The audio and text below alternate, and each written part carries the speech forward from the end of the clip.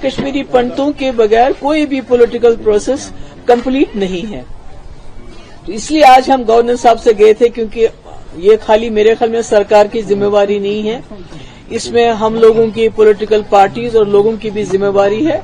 मगर जो सरकार कर सकती है उसके बारे में हमने गवर्नर साहब को एक डॉक्यूमेंट दिया, जिसकी कॉपी हमने उमर अब्दुल्ला साहब को भी भेज दी और होम मिनिस्टर अमित शाह साहब को भी भेज दी एक कॉपी।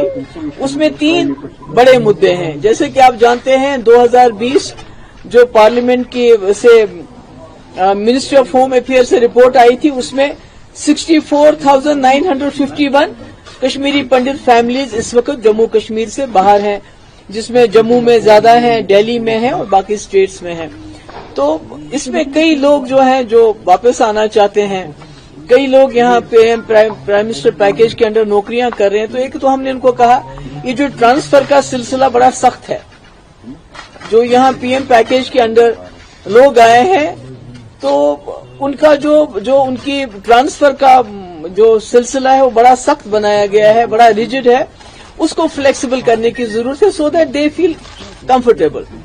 ये नहीं होना कि जहां उनको कंफर्ट महसूस नहीं होती है, डर है, खौफ है, पर आपको वही सर्व करना है, ऐसा नहीं होना चाहिए। उसके बारे में हमने बताया।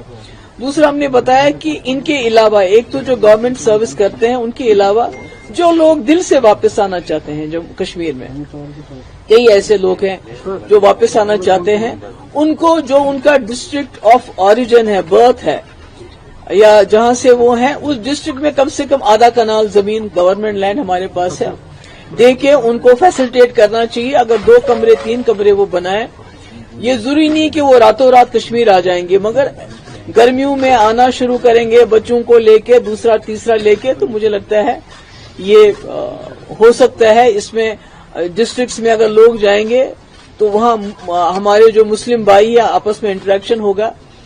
और सबसे अहम बात यह है कि जो नॉमिनेशन रखा है इन्होंने कश्मीरी पंडित्स का, तो हमने गवर्नर साहब से रिक्वेस्ट की कि आप इनको बताइए गवर्नमेंट ऑफ इंडिया को कि नॉमिनेशन के बजाय उनकी रिजर्वेशन होनी चाहिए, ताकि कश्मीरी पंडित जो हैं बेस्ट ऑफ बेस्ट, क्योंकि आप नॉमिनेट करेंगे 2 बंदों को, वो जम्मू में होंगे तो उनका इंटरेक्शन किसके साथ होगा, असेंबली में वो उधर आएंगे। मगर अगर आप यहाँ सीट रिजर्व करते हैं तो उसमें लोगों को लड़ना पड़ेगा। हमारे कश्मीरी पंडित कैंडिडेट होगा, वो मुसलमान के दरवाजे पे जाएगा, उससे वोट मांगेगा। कल को जब वो एमएलए बनता है तो मुसलमान लोगों को अपने एमएलए के पास आना पड़ेगा, जाना पड़ेगा, जिससे मुझे लगता है जो रियल इंटीग्रेशन है वो उसी से हो सकती है। और पॉलिटिकल एम्पावरमेंट बहुत जरूरी है।